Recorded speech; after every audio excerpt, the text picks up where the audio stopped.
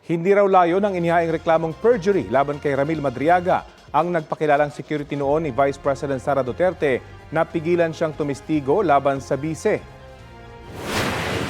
Para sa amin, gusto naming mag-testify si Madriaga kasi yung mga sinungaling sa bibig na uhuli yan. So, ayaw namin siyang pigilan. Itong perjury complaint, hindi naman yan final para pigilan siya, kundi para panagutin siya. Sabi ni Attorney Salvador Paulo Panelo Jr. sa panayam ng unang balita sa unang hirit, hindi natatakot ang kanilang kampo sa mga sasabihin ni Madriaga dahil siya lang din daw ang magpapakita na gawa-gawa lang ang kanyang testimonya. 2 linggo na ang lumipas mula nang maghain ng reklamong perjury si Vice President Duterte laban kay Madriaga.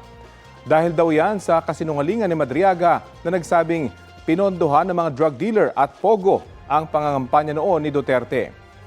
Iginiit ng kampo ng bise na hindi kilala ni Duterte si Madriaga. Susubukan naming kunan ng pahayag si Madriaga pero nauna lang sinabi ng kanyang abogado na pinaninindigan nila ang kanilang pahayag.